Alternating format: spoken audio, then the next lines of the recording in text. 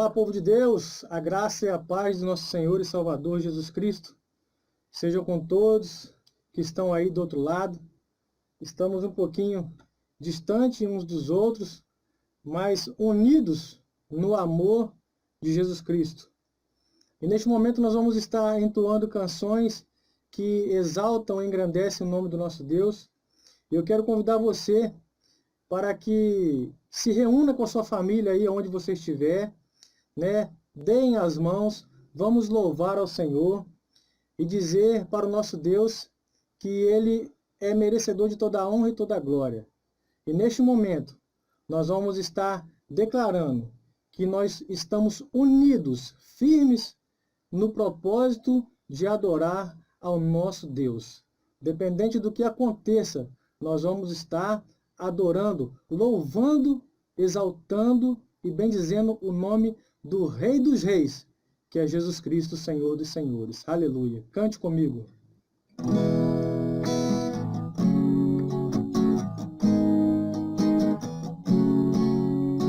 Bom estarmos aqui louvando a Deus, podendo exaltar teu santo nome. Tempo para isso, tempo para louvarmos a Deus, num só amor, num só Espírito. Tempo para isso, tempo para louvarmos a Deus, num só amor, num só Espírito. Bom estarmos aqui louvando a Deus, podendo exaltar teu santo nome. Tempo para isso, tempo para louvarmos a Deus, num só amor, num só Espírito. Tempo para isso, tempo para louvarmos a Deus, num só amor, num só Espírito. Deus, venha nos abençoar e que essa união nunca falte para nós. Ó Deus, Deus, venha nos abençoar e que esta união nunca falte para nós. Tempo para isso, tempo para louvarmos a Deus, num só amor, num só Espírito. Tempo para isso, tempo para louvarmos a Deus, num só amor, num só Espírito. Peça para Ele agora. Deus, venha nos abençoar e que esta união nunca falte para nós. Ó Deus, Deus, venha nos abençoar e que esta união nunca falte para nós. Aleluia! Louvado seja o nosso Deus.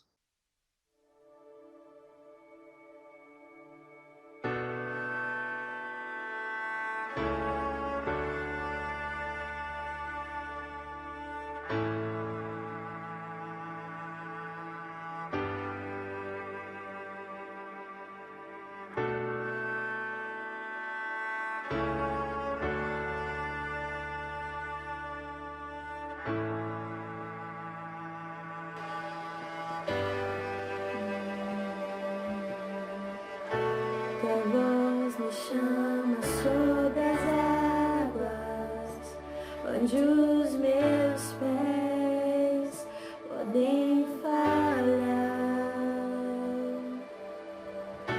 E ali te encontro no mistério, em meio ao mar.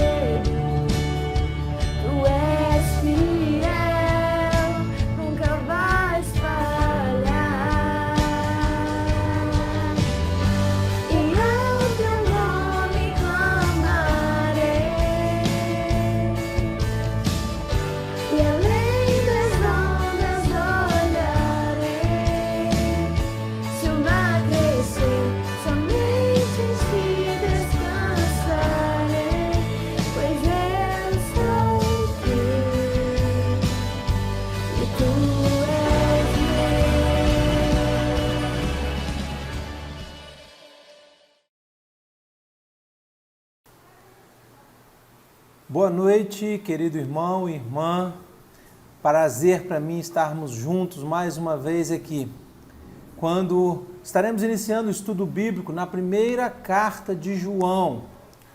Portanto, fique conosco, participe com a gente, dê o seu ok aí para interagirmos nesse momento de estudo da palavra do Senhor. A palavra de Deus nessa noite, na primeira carta de João, nos diz da seguinte maneira: o que era desde o princípio, o que ouvimos, o que vimos com os nossos próprios olhos, o que contemplamos e as nossas mãos apalparam a respeito do verbo da vida.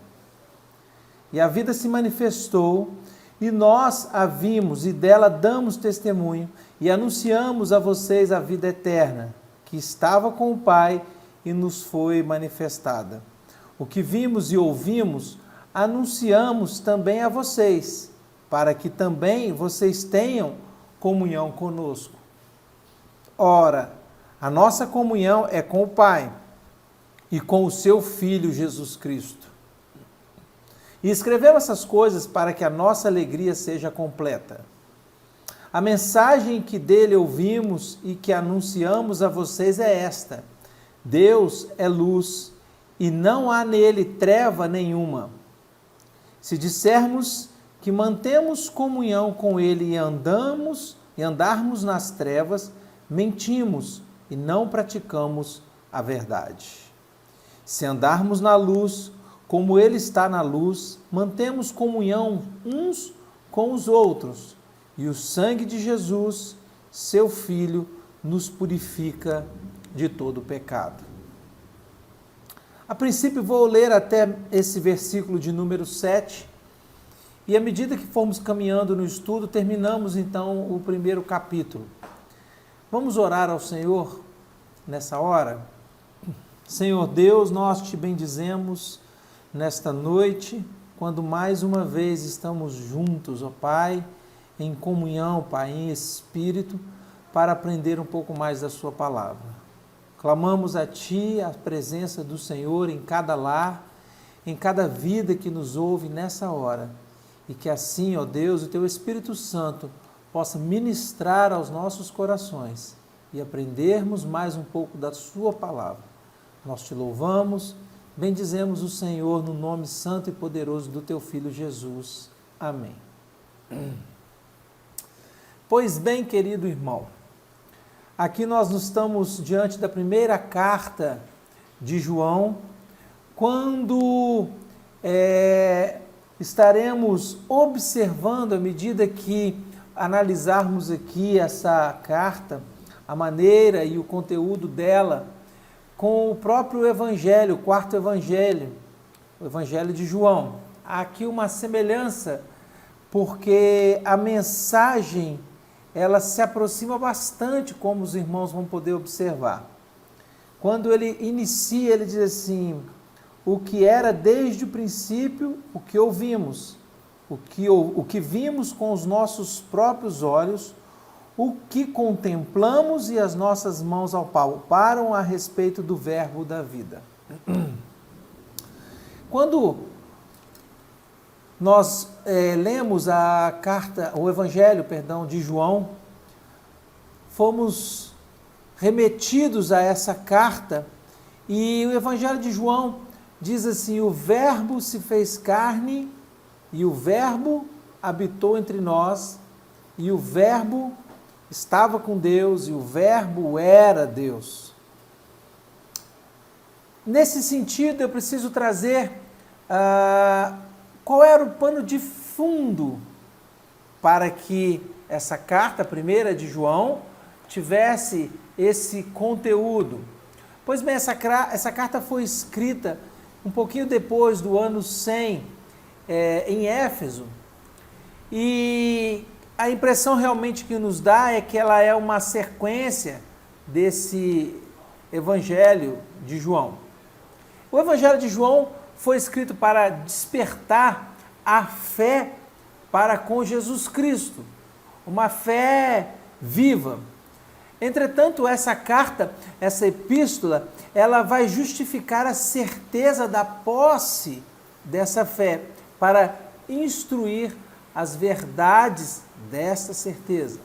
Então aqui, o autor, quando começa a trazer os seus ensinamentos, há aqui um pano de fundo do gnosticismo na época. Não há características nessa carta de que havia ali declaradamente uma perseguição. Não. O problema era interno. A semelhança do contexto da igreja em Éfeso. Para recordar, nós estamos também falando de uma série de palavras nas cartas da Ásia, para as igrejas da Ásia Menor. E o Senhor Jesus, quando se refere à igreja de Éfeso, ele diz assim: eis que tenho contra ti que vocês abandonaram o primeiro amor. Então, o que estava acontecendo aqui? Havia um cenário de gnosticismo, nós vamos falar um pouquinho só dessa característica, e aqui havia também um cenário de esfriamento da fé. A cidade de Éfeso, a igreja em Éfeso, havia abandonado o primeiro amor. Barclay vai dizer justamente que o problema desta igreja ele era a própria sedução interna que estava acontecendo através dos falsos profetas. Então o problema não era externo, o problema não era o que estava acontecendo com a igreja sendo perseguida, mas o problema era que esses falsos profetas queriam alinhar, queriam colocar uma certa compatibilidade entre o gnosticismo e a filosofia vigente da época com o próprio cristianismo. Então, desse ambiente é que o que foi escrito foi deixado para que estivéssemos alertas e também aquela igreja, aquele povo daquela época estivesse alerta para o que estava acontecendo dentro do ambiente interno da igreja. Então, esses falsos profetas, conforme foi alertado, eles tinham dentro dele a forma de pensar a favor daquelas tendências e dos pensamentos daquela época. Então, eles queriam que o cristianismo estivesse, então, sendo enquadrado dentro dessas correntes filosóficas. Então, eles achavam que ali era uma oportunidade para que o cristianismo se entendesse com a filosofia secular e com o pensamento contemporâneo. Então, quais eram algumas dessas características do gnosticismo? A princípio, eles achavam que a matéria era má, portanto, somente o espírito era bom. E pensando nisso, havia aqui já um contraste com a palavra de Deus, e nós vamos ver por quê. Eles também negavam a possibilidade de uma real encarnação, pois se a matéria ela era má e Deus era bom, como esse Deus poderia então se tornar carne, poderia encarnar, uma vez que a matéria não era boa? Obviamente que esse tipo de ensino vai contrário à expiação de Cristo Jesus a respeito do perdão dos nossos pecados. Então, para eles, havia ali uma incoerência de uma carne má com um Deus bom. Portanto, esse Deus bom jamais poderia encarnar, como era o ensinamento do próprio cristianismo. E, por consequência, eles então tiravam Jesus daquela cruz, uma vez que Deus não poderia encarnar. Outro valor que eles davam é que a salvação vinha pelo saber. E se isso realmente fosse uma verdade, eles sustentavam que a vida correta, uma vida ética, não fazia sentido, tendo em vista que a salvação venha pelo conhecimento. Portanto, a santificação e o cuidado com o corpo e a ética que o cristianismo propõe cairia por terra pelo pensamento gnóstico. Então, aqueles falsos mestres estavam ali tentando conciliar essas coisas. E aí, aqui, o autor dessa primeira carta de João, ele vai dizer a respeito disso. Olha, no início, o que era desde o princípio, que ouvimos, o que vimos com os nossos próprios olhos. Então ele argumenta acerca de sentidos de alguém presente, de um corpo material, porque ele diz assim, olha, as nossas mãos apalparam a respeito do verbo da vida. Então, se os olhos viram, se as mãos apalparam, a matéria era real. Não dava para trazer uma conivência entre uma matéria que não existiu, se Deus não encarnou. Portanto, aqui era esse o pano de fundo do gnosticismo e de uma sociedade e de uma igreja que o primeiro amor tinha sido deixado para trás. Bem, o que estava acontecendo? Ele diz justamente isso, as mãos apalparam, e é a respeito disso que nós proclamamos da palavra da vida. E no versículo 2 ele vai dizer assim, a vida se manifestou, e nós somos testemunhas e proclamamos a vida eterna que estava com o Pai e nos foi manifestada. Então, seguindo nessa sequência como um panorama, ele vai dizer assim, nós proclamamos para que vocês tenham comunhão conosco. A nossa comunhão é com o Pai e seu Filho Jesus. Então, o desejo aqui de João era que eles se tornassem verdadeiramente coparticipantes dessa alegria de estar ali, aceitando a encarnação do próprio Deus e entendendo o que o cristianismo vinha dizer-nos. Então, ele escreve assim, para que a alegria, a nossa alegria, seja completa. E ele vai dizer, esta é a mensagem que ouvimos e transmitimos, que Deus é luz e nele não há treva alguma. Entre luz e trevas não há comunhão.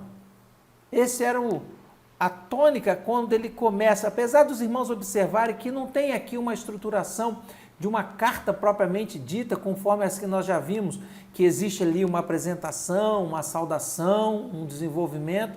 Então, ele vai direto aqui a tratar do assunto. Parecia que era algo mais pessoal, vamos assim dizer, né? Então, ele diz, olha, não há comunhão nenhuma entre luz e trevas, e se alguém disser que isso é possível, é mentira. Aí nós chegamos praticamente aonde nós lemos no texto, que o versículo de número 7 vai dizer assim, olha, a comunhão uns com os outros só se dá se andarmos na luz, pois Jesus é a luz. Quando nós voltamos para o quarto evangelho de João, nós vamos ver que ele diz assim, eu sou a luz do mundo. Jesus é a luz do mundo. Então, queridos, vamos entender um pouco mais isso aqui. Se ele vem e diz que apalpou, que foi testemunha, que os olhos viram, eles estavam combatendo esta forma de filosofia que não acreditava na encarnação de Jesus. Percebam que se isso fosse uma verdade, todo o evangelho já começaria a cair por terra devido a esse ensinamento. A grande questão é que esses ensinamentos estavam sendo trazidos por aqueles que eram de dentro e tinham saído. Possivelmente pessoas que até foram criadas, nascidas na igreja e deixaram a igreja e queriam conciliar então a sua filosofia, o pensamento vigente daquela época, daquela sociedade, ao cristianismo. Qual que era o alerta do autor aqui? Cuidado com os falsos mestres. Ele disse isso naquela época, Deus permitiu para que a gente hoje estivesse estudando essa palavra e entendermos desta maneira também que ainda hoje, no seio da igreja, corremos riscos de falsos profetas. Pessoas que se levantam, levantando a bandeira do cristianismo, levantando a bandeira do evangelho, mas que vêm querer conciliar uma série de questões externas com a interna. Então a igreja corre o risco de ser seduzida por ensinamentos que não estão de acordo com a palavra de Deus. E muitas vezes esses ensinamentos se dão através de sutilezas. E por isso precisamos estar atentos como igreja responsável, como uma igreja amadurecida no Senhor. Então ele alerta a respeito das testemunhas que eram, e ele diz assim: proclamamos a vida eterna. O versículo de número 2 diz assim: a vida se manifestou e nós a vimos, e dela damos testemunho, e anunciamos a vocês a vida eterna, que estava com o Pai e nos foi manifestada. E o Verbo era Deus, conforme o Evangelho de João, e o Verbo estava com Deus. E tudo que se fez por meio dele. Então, queridos, a gente consegue entender que o próprio Cristo que estava com Deus, ele encarna e se faz presente nessa terra. Nós não estamos diante de um Deus que não se misturou com a matéria, e também nós não estamos diante somente de um homem, o Jesus histórico, mas nós estamos diante de uma pessoa com uma dupla natureza, a sua natureza humana e a sua natureza divina. Portanto, nós precisamos entender isso de uma maneira muito clara, porque ainda hoje há muitas pessoas que não conseguem conceber esse tipo de ideia. E aí ele diz assim: olha, eu participei, eu vi, e agora eu estou proclamando a vida eterna, porque a vida eterna só é possível ser alcançada através do seu Filho, o Filho de Deus, seu Filho Jesus Cristo. Então, o desejo era que aquela alegria se tornasse comum entre eles, e a alegria se dava nesta comunhão. Que comunhão? Na comunhão com o Pai e o Filho. Portanto, a nossa alegria é completa quando existe a comunhão entre Deus e os seus filhos. Entretanto, à semelhança do Evangelho de João, filhos são aqueles que aceitaram a mensagem e a vinda de Cristo, ou seja, o próprio Cristo. A todos, quanto o aceitaram, deu-lhes o poder de serem feitos filhos de Deus, a saber, aqueles que creem no seu nome. Então Jesus veio para os seus e os seus o rejeitaram. Entretanto, todos aqueles que o aceitaram são agora filhos de Deus. Biblicamente, essa é a denominação dos filhos de Deus. Aqueles que aceitam que Jesus é o Verbo, é o Deus encarnado, entregam a sua vida a Ele pela fé. Portanto, queridos irmãos, ele escreve essas coisas com a finalidade de que a nossa alegria seja completa. Vejam bem, a preocupação era de anunciar a verdade do Evangelho. E hoje nós precisamos também, a partir do momento que recebemos esse Evangelho, nos preocuparmos em divulgar, em proclamar esse Evangelho.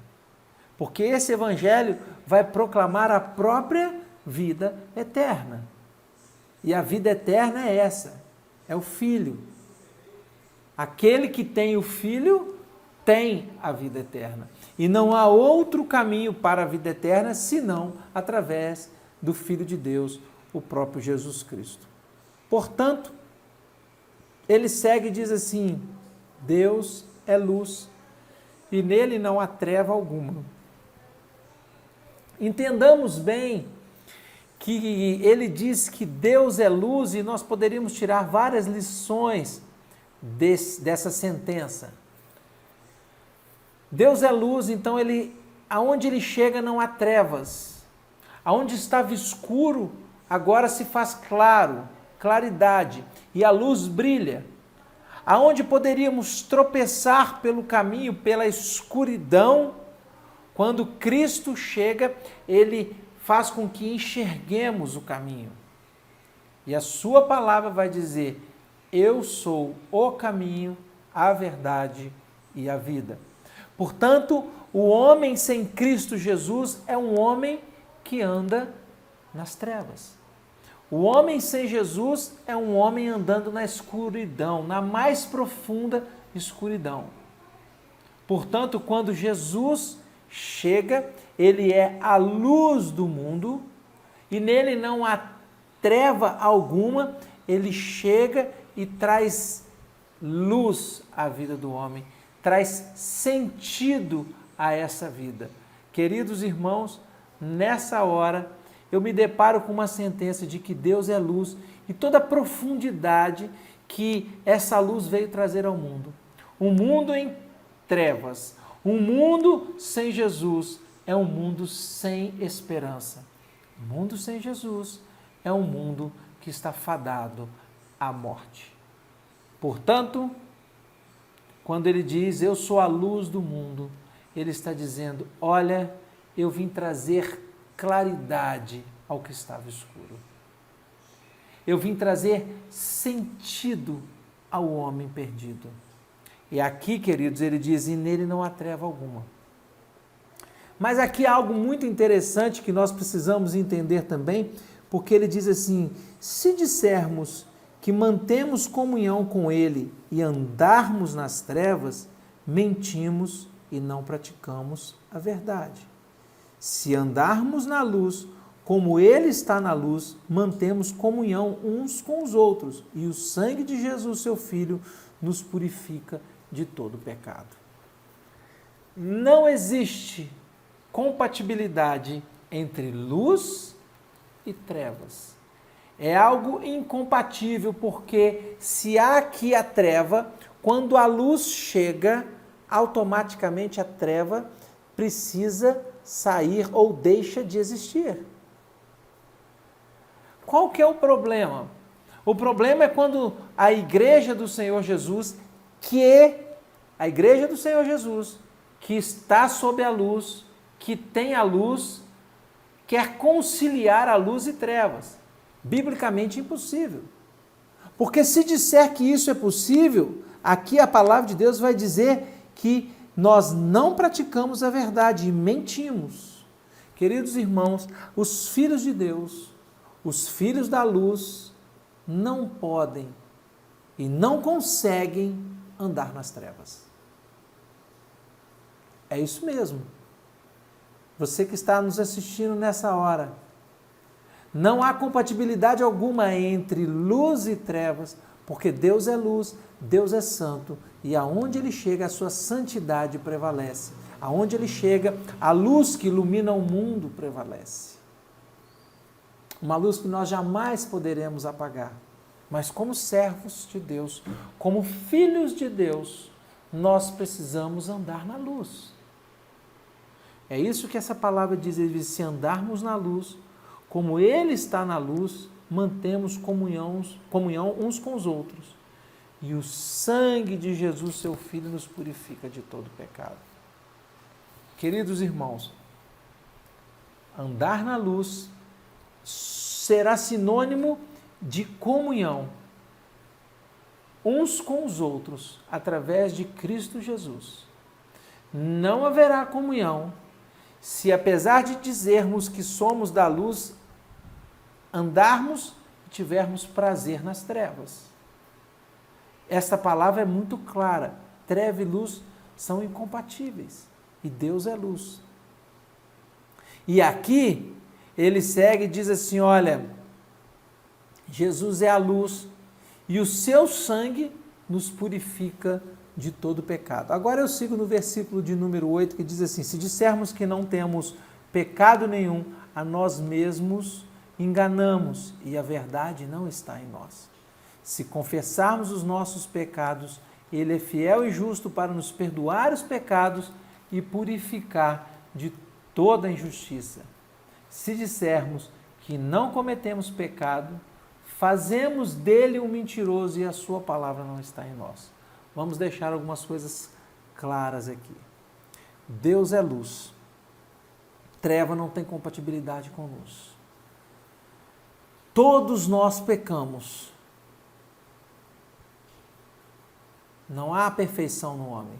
Mas Deus perdoa pecados e nos purifica. Então, veja bem, se Ele está dizendo que Deus é luz e espera que nós andemos na luz, aqui agora Ele vai dizer assim: olha, todos têm pecado, mas, entretanto, nós temos um Cristo que perdoa pecados e nos purifica de toda injustiça. A nossa esperança, queridos irmãos, ela está no próprio Jesus, aquele que perdoa e que purifica pecados. E aqui a palavra vai dizer assim: olha, se alguém disser que não cometemos pecado, fazemos de Jesus, fazemos de Deus um mentiroso e a sua palavra não está em nós.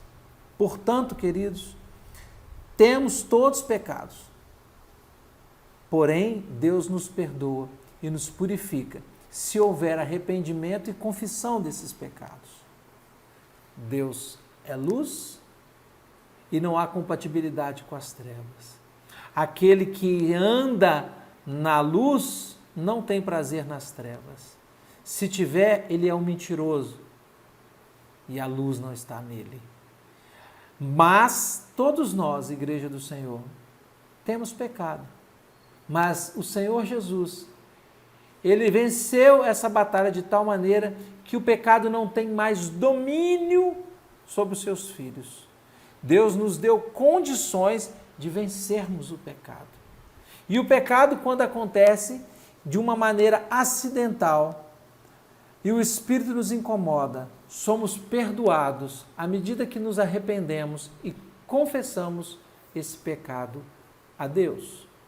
Portanto, queridos irmãos, caminhando agora para o final desse estudo, dessa introdução e dessa palavra da primeira carta de João,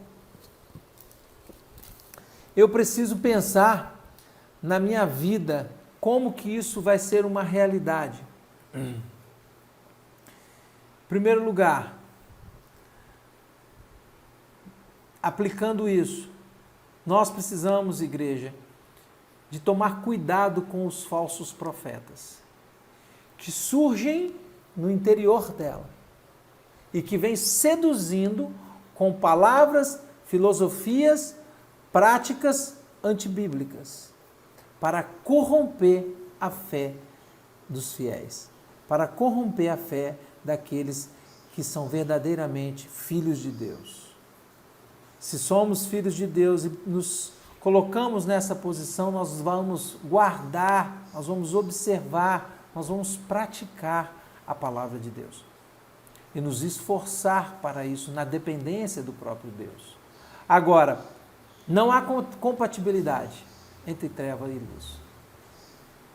Muitas vezes nos deparamos com parte da igreja, e quando eu digo parte da igreja, não é a congregação local da qual nós fazemos parte, mas de uma maneira geral, a igreja de Cristo espalhada nessa terra, de pessoas que estão dentro, mas que não agem de acordo com a luz, que desejam conciliar luz e trevas.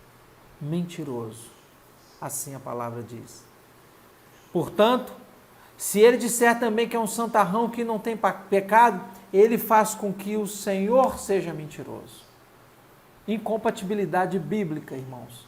E nós precisamos entender isso. Em primeiro lugar, não se deixe levar pelos falsos profetas, mesmo que falem em nome de Jesus. Mesmo que falem em nome da fé evangélica, nós precisamos ser criteriosos com a palavra de Deus e observar se realmente está de acordo. Bem, ele diz assim: falo estas coisas para que a nossa alegria seja completa. Ou seja, para que a nossa alegria seja completa, precisamos estar em comunhão com Deus. Como faremos para estar em comunhão com Deus? Em primeiro lugar, acreditando em Jesus, que Ele é o Verbo encarnado. Do grego, hologos, Ele é o Verbo encarnado. Ele é o próprio Deus que tabernaculou, que se fez carne. Portanto, é uma realidade. Se alguém disser para você que Jesus, que Deus não encarnou, eu digo a você, querido, a Bíblia nos afirma que sim. E precisamos, então, dar crédito a esta palavra do Senhor. Vos escrevo para que a vossa alegria ou a nossa alegria, há uma diferencinha aí em algumas versões, seja completa. A nossa alegria será completa a partir do momento que estamos em comunhão com Deus. Portanto, se queremos estar em comunhão com Deus, nós precisamos observar a respeito da prática do pecado. Pois se não há compatibilidade entre treva e luz, estamos em comunhão com Deus, somos da luz. Se somos da luz, não podemos ter comunhão com o pecado. Lute contra o pecado. Por mais que ele seja uma realidade na nossa vida, nós precisamos entender que o próprio Cristo, ele nos perdoa e ele nos purifica de toda injustiça. Então, não pecar faz com que a nossa alegria seja completa. Tanto a nossa, nós, filhos de Deus, quanto do Pai. Então, queridos, essa comunhão vai se dar pela observação desses princípios, pela observação dessa palavra. E aqui, então, nós entendemos que, por mais que sejamos pecadores, Cristo venceu os pecados e nos deu condições para vencê-los. E quando nós caímos, Ele está apto a nos perdoar quando nos voltamos para Ele em atitude de humilhação e adoração e pedimos perdão e confessamos os nossos pecados. Portanto, quando fazemos essas coisas, a palavra está em nós. O Verbo de Deus está em nós. A prática da sua palavra, dos seus ensinamentos, será uma realidade na nossa vida. Portanto, queridos irmãos, não nos deixemos levar pelos ensinamentos dos falsos profetas. Não deixe que a sua fé seja abalada por isso. E seja feliz através da luta contra o pecado. E nesse sentido, nós seremos plenos na comunhão entre nós, irmãos, e na comunhão com o nosso Deus. Encerramos então aqui o primeiro capítulo da primeira carta, da primeira epístola de João, e que você possa aplicar esses ensinamentos na sua vida. Esteja atento. Não deixe sua fé esmurecer. E seja feliz, porque somente na luta contra o pecado estaremos em plena comunhão com o Pai, a ponto de fazermos com que o coração dele se alegre e o nosso, por consequência, também fique alegrado.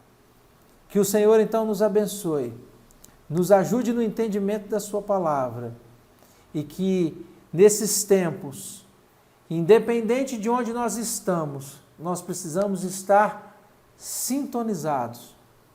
Nós precisamos estar online com o Senhor, com o Espírito Santo.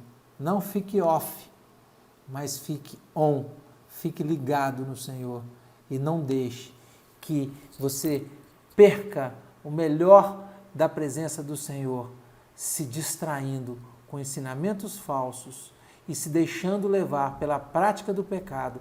Os gnósticos não se importavam com a prática da santidade no corpo, porque eles achavam que a matéria era ruim. Mas o Senhor Jesus vem nos ensinar ao contrário desses ensinamentos gnósticos. Que nos dias de hoje possamos estar alerta com tudo que está sendo informado, com tudo que estão postando nas redes sociais, nos meios de comunicação de um modo geral, e passarmos pelo filtro da palavra de Deus, que ela é o nosso parâmetro, e o Senhor nos dará a vitória em nome de Jesus. Que Deus então te abençoe e nos abençoe, e estaremos juntos na próxima palavra, no domingo pela manhã, quando o Senhor terá uma palavra ao seu coração.